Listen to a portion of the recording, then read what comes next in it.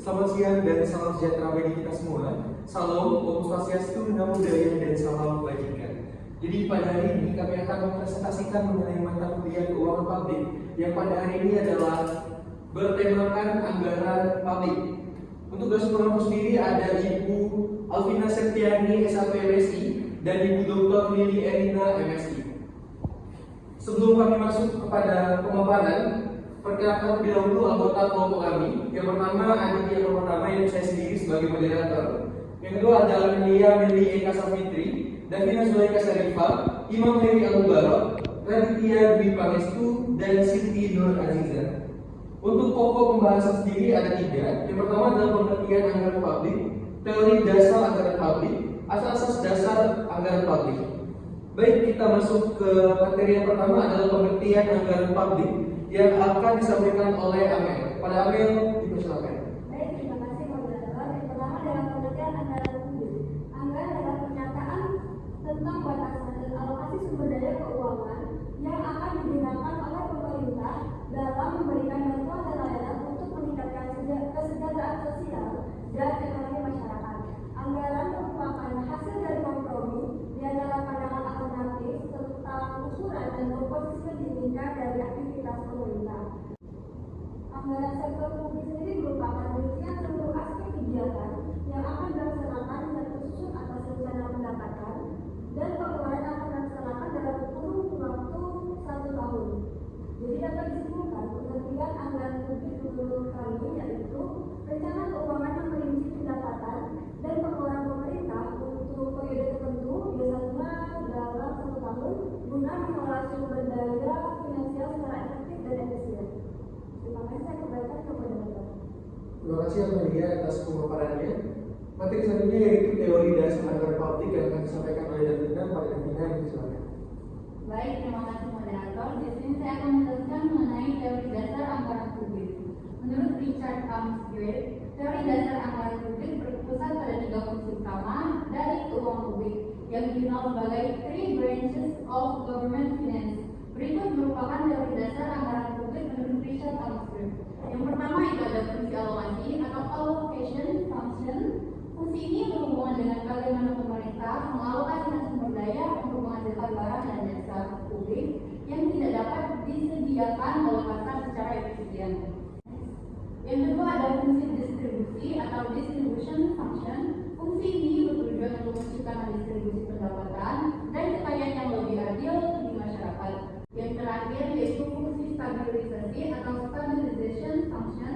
Fungsi ini berkaitan dengan peran pemerintah dalam menjaga stabilitas ekonomi, termasuk mengatasi inflasi, pengangguran, dan fluktuasi ekonomi. Yang saya sampaikan, saya kembalikan kepada moderator. Terima kasih Davina atas penjelasannya. Masuk ke sub materi selanjutnya yaitu asas-asas anggaran publik yang akan disampaikan oleh Hairi dan Radit. Padanya dipersilakan. Terima kasih kepada Adi. Jadi dalam penyusunan anggaran publik, pemerintah harus memiliki berbagai prinsip atau asas yang bertujuan untuk memastikan anggaran tersebut dapat dikelola secara transparan, akuntabel, dan efisien. Adapun HKM dalam bukunya Administrasi Keuangan Republik Indonesia menyebutkan terdapat 4 asas-asas yang menjadi pedoman dalam penyusunan anggaran negara.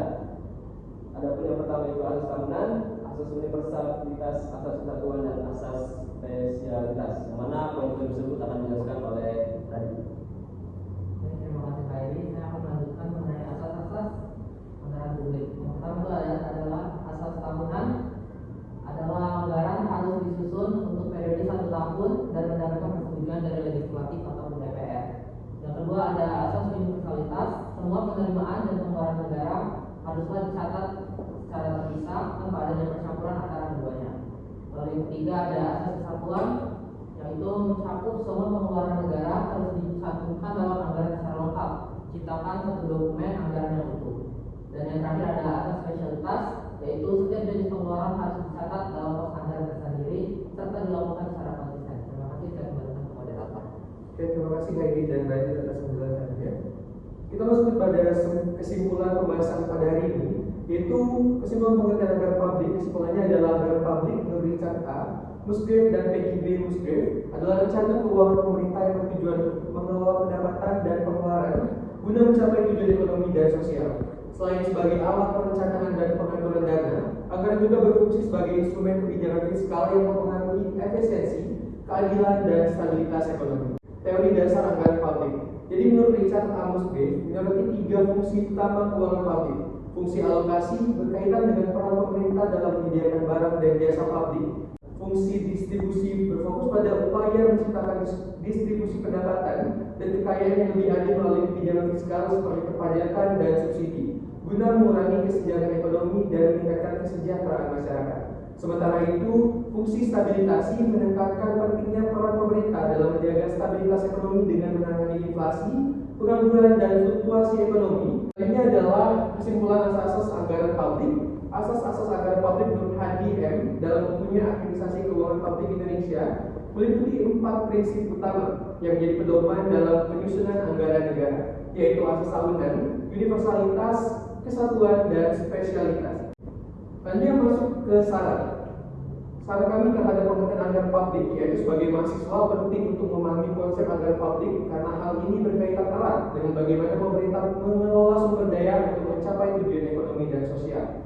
Untuk saran teori dasar anggaran publik, sebagai mahasiswa penting untuk mencapai asas-asas anggaran publik seperti asas tahunan, universalitas, kesatuan, dan spesialitas.